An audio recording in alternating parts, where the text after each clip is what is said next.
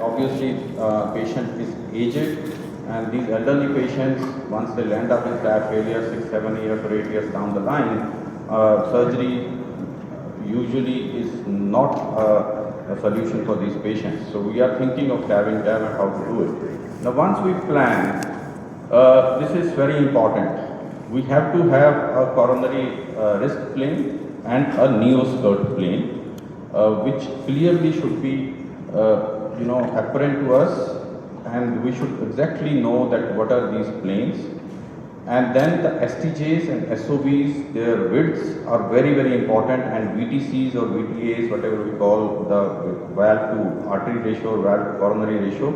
Again, these things become much, much more important once we are planning TAB in TAB. So this is a very, congested slide, but I'll tell you once this is a slide which tells us that how systemically we can plan. So define a coronary risk plane once you have a TAB failure, and then identify a neo-skirt plane NSP, and then see whether your neo-skirt plane is at the level of coronary risk plane or lower than that. If it is lower than that, no problem, you can just go ahead and do TAB without any major risk.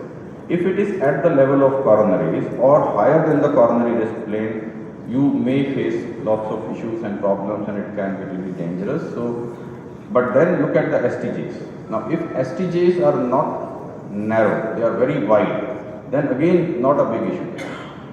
The flow will go from the STJs if they are very wide. I'll show you the first case regarding this. But if the STJs are also narrow, you require to have a leaflet modification first to make the procedure very safe. And this is the algorithm which has to be followed. So this tells us the left picture shows us the type 1. So it is now bifurcated into, once we plan the risk score, type 1, type 2A and type 2B. Type 1, the coronary risk plane is higher than the neo-skirt plane, no problem. Neo-skirt plane is lower than the coronary risk plane.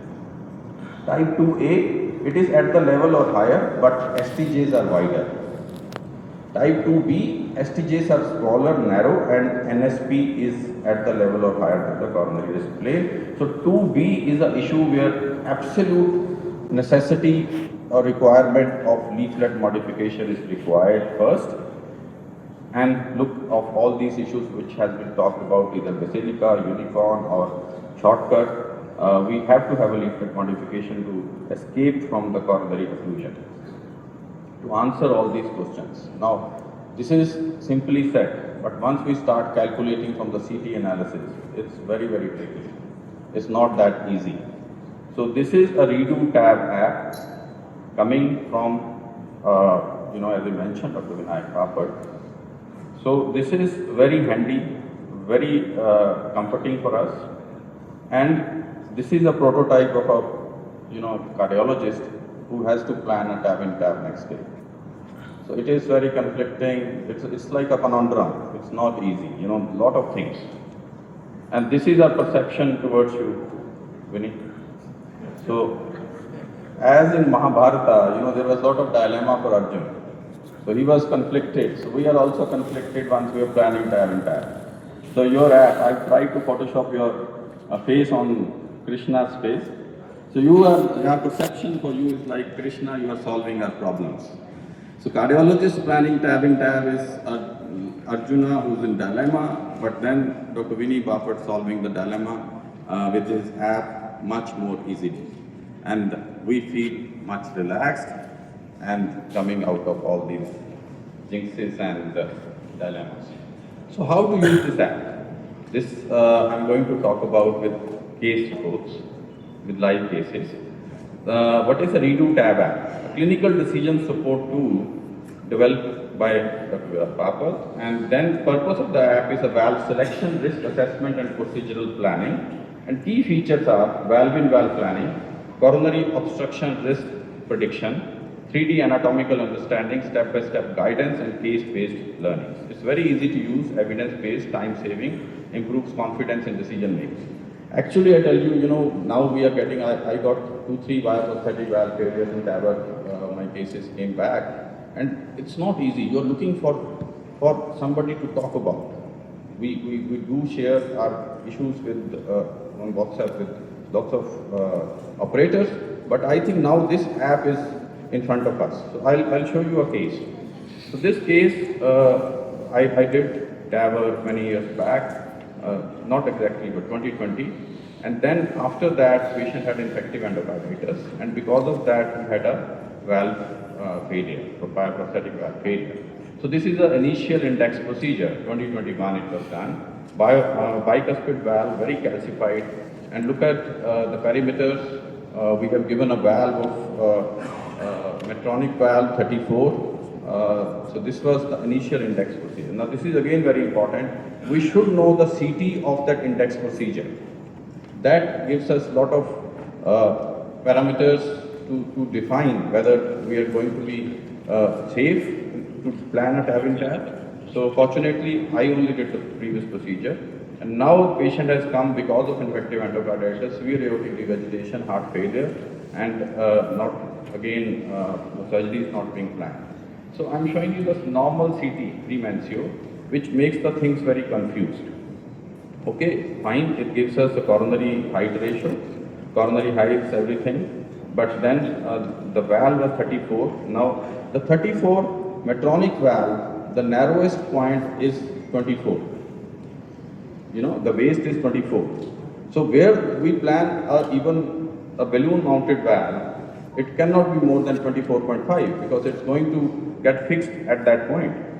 So these are all the things how to plan. And this is, look at this. Now I was lucky this case had very wide STJs, almost 37, 36. And you know, so VTCs, VTAs were very, very wide. And the neoskirt plane and was lower than the coronary risk plane. So no problem in attempting this, but then how to use the app. So we went to the app. It is very simple. Open the app, procedural guide, and in the procedural guide, look, now you are step 1, you have to put the previous valve.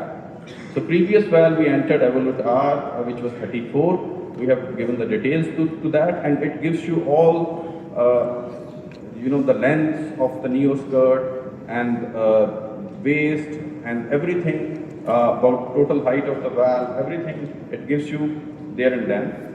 And then, based on the newer CT, we are planning a valve 24.5 miles. So fill in that valve size also in this app, and that now tells you this new valve, how is it going to fit and what should be there, whether there is a coronary risk is very high. So now see this, it clearly tells us a bar where safely we can actually have a newer valve in the previous tab. It has to be between 4th and 6th node. So if we are below the 6th node, it's going to be very, very safe and easy. So this is the advantage, that it has given us a huge confidence to plan out the things of tab in tab, which looked very tricky to start with. This is the valve failure echo-wise, regenerated valve, and this is the procedure. And after crossing, it was little tricky to cross because greater curvature was towards a different side, and wiring was little tough initially, but with a pigtail we went in. And so we knew up till 4th or 6th node, 5th or 6th node, we were absolutely okay. And STJs were high, coronary risk plane was above the neoskirt plane. So easily deployed, 24.5, everything was fine, patient did well. And this is again now done 1.5 years back, patient is doing fine. This is another case, 64-year-old patient. First time patient was in refractory heart failure, although that time surgery was being planned. He was admitted for many days but not coming out of failure. So LV was very bad.